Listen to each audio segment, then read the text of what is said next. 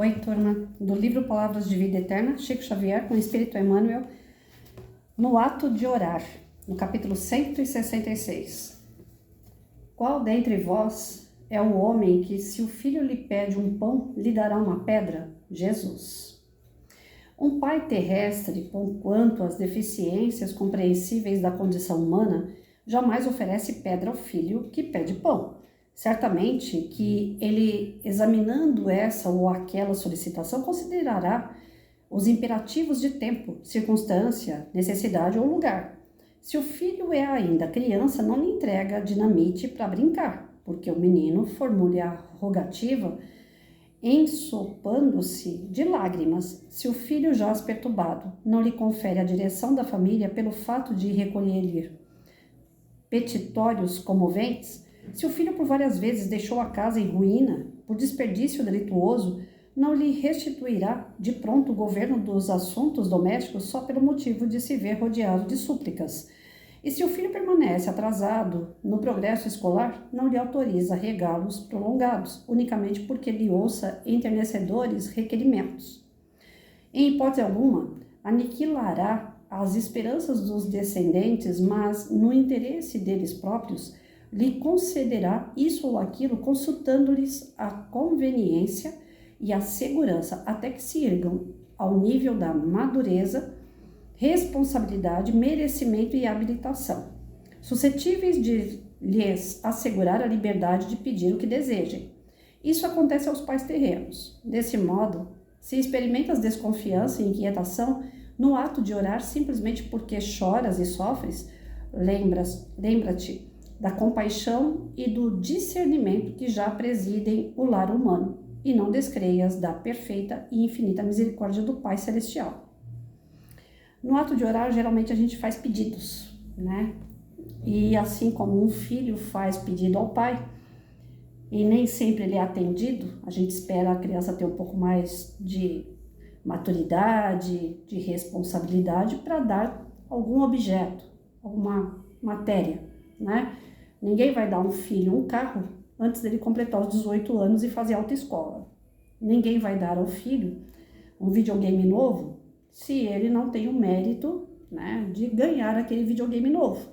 De repente foi justamente um jogo de videogame o ano inteiro que fez ele ficar retido na escola, por exemplo. Aí você vai comprar um outro videogame para ele, mais novo, mais potente. Você quer que seu filho se atrase ainda mais nos estudos?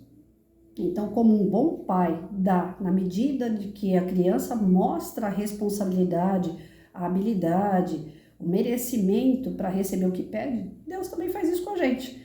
Então, o ato de orar não significa que você vai resolver todos os seus problemas, que você vai ter solução para tudo que aparece na sua vida, que Deus vai te dar todas as condições para que você passe pelas provações, né? Hoje de manhã, uma amiga que foi minha aluna, hoje ela é massoterapeuta e ela é um carinho só com a gente, né? Eu falei para ela que minha perna não estava muito boa, tô suando, gente. E ela pegou e falou assim, se eu pudesse tirar a sua dor e colocar em mim. Eu falei, pelo amor de Deus, não fale uma besteira dessa, né? Cada um de nós passamos pelas dores, sofrimentos, provações, tentações, né? Tudo aquilo que de ruim, porque tem um motivo. Porque Deus, que é o nosso Pai, está vendo. E se Ele não está fazendo nada para tirar, quem é você, pelo amor de Deus, para tirar? Não peça uma coisa dessa. Faça o contrário. Ore para que no momento certo Deus me dê aquilo que é do meu merecimento. Para que eu consiga passar por essa provação, para que eu consiga passar pelas desilusões, pelos problemas, situações difíceis, saúde. Ore. Peça a Deus por mim. Interceda para Deus fazer algo na minha vida que mude o meu roteiro, mas não mude a minha condição, né? Que eu tenha formas de mudar essa condição de outros lugares, de outras pessoas, outros médicos, sei lá. Que existam caminhos que eu possa caminhar para solucionar, para resolver os perrengues que eu tenho. Mas não peça para resolver os meus perrengues, porque eu preciso resolver. Se eu não resolver, eu não cresço, eu não amadureço. E se eu não amadurecer, Deus não vai me dar aquilo que eu preciso, aquilo que eu quero, que vai me deixar feliz, sabe? Aquela criança que quer passar de ano para ganhar um videogame novo, sou eu. Eu preciso passar pelas situações, saber passar por elas, para que eu possa merecer meu videogame lá no final. Mas jamais no ato de orar, eu vou falar para Deus, ó, tô aguentando mais não, tira porque tá muito pesado. Porque na hora de pegar minha prova, na hora de pegar minha expiação, eu passei na fila, como todo mundo passou. E lá me deram alternativa, você quer isso, o que você quer? Então, dentre as alternativas, Patrícia, você vai passar uns perrengues aí, assim, assado, você topa? Ou você prefere passar outros tipos de perrengue? Não, eu prefiro esse aqui de todos, esse aqui é o menor. Imagina se eu tivesse escolhido o outro, então. Ia ser muito pior. Então, esse daqui eu tenho certeza que foi o perrengue menor que eu achei. Então, eu tenho que dar conta, né? Quando você estuda, que você vai arrumar o seu trabalho, às vezes o serviço não é daquele jeito que você imaginou quando cursava, né? Chega lá, desmorona tudo. Comigo aconteceu isso. A gente fazia um monte de joguinhos, aquelas coisas, né? Na época não era EVA, era cartolina. Hoje é EVA. Mas a gente fazia joguinho, a gente fazia brincadeira, a gente inventava um monte de coisa para ensinar determinado assunto para a criança. Quando eu cheguei na sala de aula, sala indisciplinada, criança fedendo xixi, pais que não têm estrutura nenhuma com criança, pai bêbado, preso, mãe drogada, que eu olhei tudo aquilo e falei, Senhor, não é nada disso. Essas brincadeirinhas que eu tenho aqui não vai servir para nada, porque essas crianças jamais vão ter, né, a cabeça para sentar e brincar. Eles não sabem o que é isso, eles só sabem se agredir, eles sabem xingar, eles também já usam droga. Então a realidade quando veio completamente diferente daquilo que eu esperava. E aí é o grande momento, né? Porque aí eu orava e falava, Senhor, será que eu tenho que ficar aqui mesmo? Senhor, será que é isso mesmo que eu quero? Senhor, né? Me ajuda aí. No começo eu falava, tira essas coisas de mim, tira esses alunos indisciplinados na minha frente. Aí depois eu falei, não, eles estão aqui por algum motivo. E esse motivo eu talvez tenha para colaborar. Um rapaz, eu em meus casos de Uber, né? Um rapaz que eu peguei hoje de manhã para ir para academia, ele falou para mim que o carro dele estava quebrado, que ele estava usando o carro do filho dele, porque o carro dele foi atropelado por uma moto.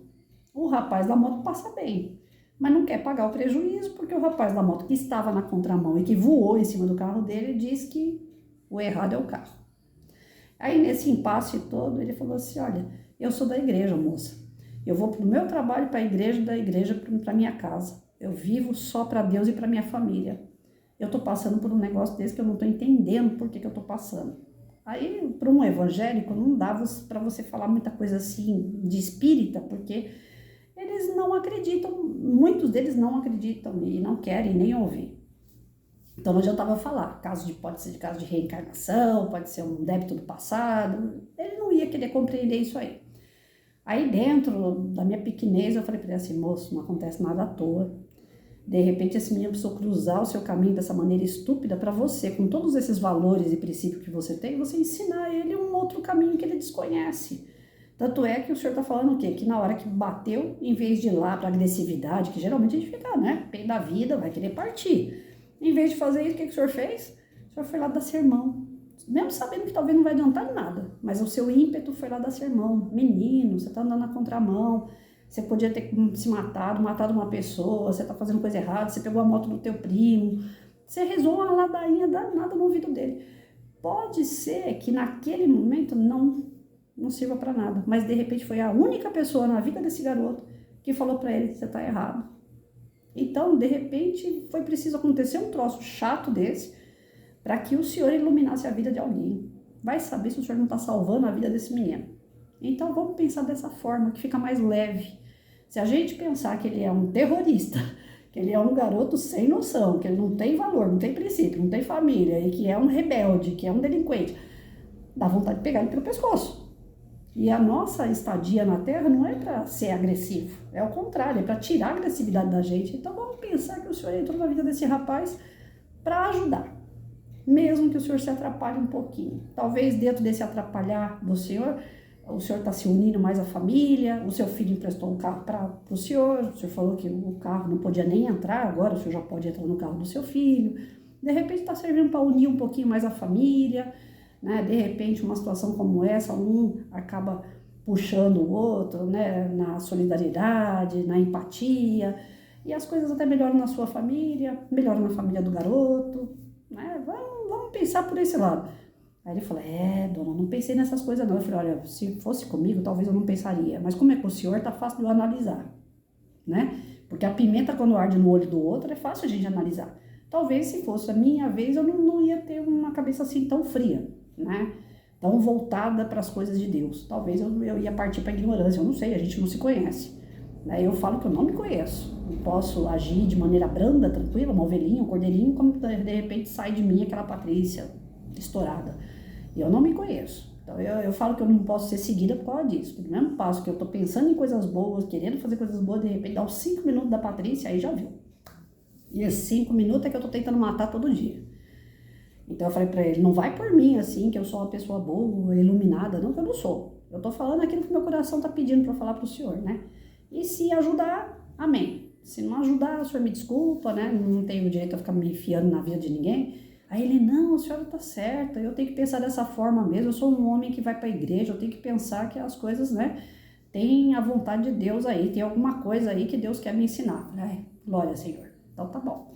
E aí eu saí, é engraçado que quando você conversa coisas assim, que coloca Deus no meio, que você tenta entender uma situação, você fica leve, a pessoa fica leve.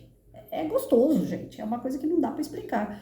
Quem dera a gente conseguir entender as situações sempre, né? Quem dera a gente puder... Ai, chegou meus pacotes. Quem dera a gente pudesse passar pelas situações de maneira branda, tranquila, com paciência, né? Eu acabei de falar no palavra de vida eterna, paciência é o que a gente precisa. Na hora de orar, não querer nada em troca. Ora, confia e espera que Deus vai dar o momento certo aquilo que você tanto deseja. Bom final de semana. Deixa eu atender minha porta.